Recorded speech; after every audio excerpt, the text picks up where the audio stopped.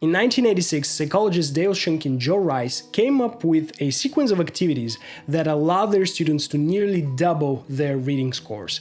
Now, in the context of educational psychology, all of these activities fall under the umbrella of self-instructional learning, meaning that you should be able to implement them on your own in order to reap the benefits from them. Now, what I'd like to actually start with is something that I don't think that Shunk and Rice intended to be so important to the sequence, but I do find it valuable. And it's a statement/question that they've put right before starting the actual sequence. And it's this: what do I need to do? I believe that this is way more important because it sets your intention for the whole experience, not as a passive reading one, but as an active learning one, where in the end you've actually learned something. Answer this one question before engaging with the information. Okay, that's our level 0. Here's the first step or activity, something very simple yet very effective, just like everything else in that sequence, and that is questioning. So you pose questions to yourself that you want to find answers to. The reason this is so powerful is because questions have a priming effect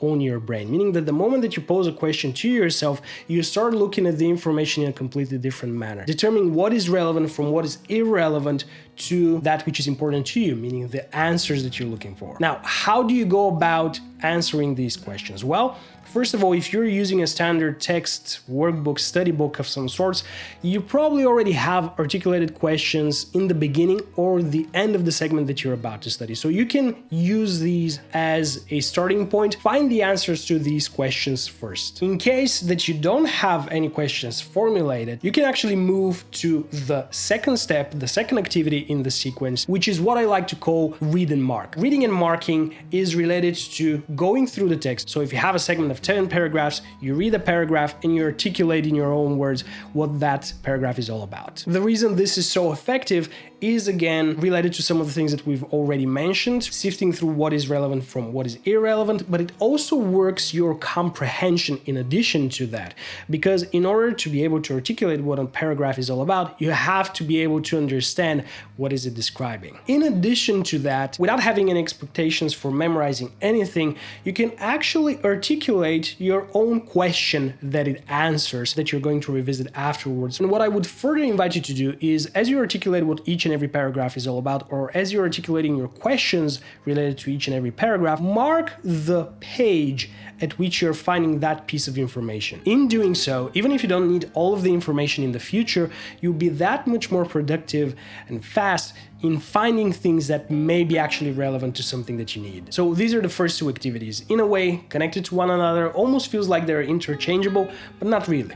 Now the third activity is, and I'm citing here directly, thinking what the details have in common. Let's break this statement down a little bit so we understand exactly what is implied by it. So let's talk about details first. Details are specific pieces of knowledge, names, dates, everything that can be reduced to a little piece of self-sufficient factual type of knowledge is considered a specific enough piece of knowledge. And then comparing these is very interesting because this implies a higher order of cognitive thinking, meaning analysis, pattern recognition, all things they require you to keep the information that you're engaging with in your working memory, playing with it. So the more time you spend with it, the more you're likely to remember them and encode them into your long-term memory. Okay, once you do that, step number 4 is almost a complete opposite of this micro level of learning. So you go macro level of learning. So step number 4 is coming up with a title for the segment that you're studying. And the reason this is so useful is because it requires you to draw on everything that you've learned about the segment,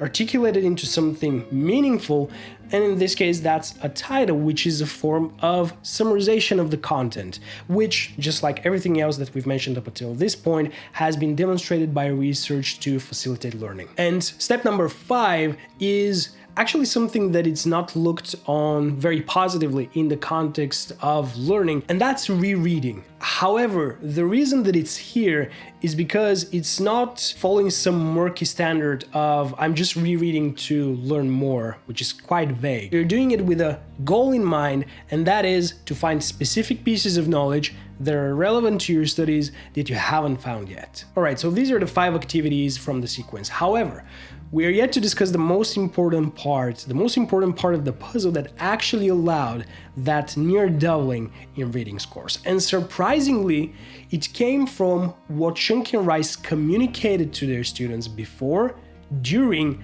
and after the learning bout. Now, before and after the reading session, what they did is to use a small script that they read to the students, reminding them of the benefits that come from using that sequence of activities. Now, make sure to provide a link to the actual research so you can see these scripts and adapt them to your own study routine. So you remind yourself of the benefits that come from using this one sequence before and after you're studying. And now, in addition to that, during the actual learning bout, what they did is whenever a student successfully implemented any of the activities, they made sure that they note that. In doing so, they create a positive reinforcement related to the experience of successfully implementing each and every one of these activities. So for example, if I'm going through my segment and I find an answer to a question that I've previously posed to myself, I can mentally, or in fact out loud, make a remark about that, like, well, there you go, I'm successfully implementing my learning strategy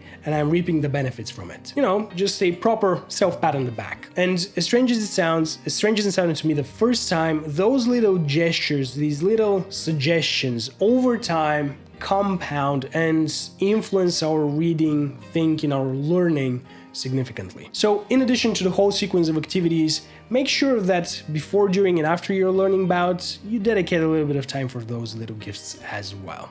And that is all I have for you for this one. Thank you for watching, keep it bright, and I'll see you in the next one.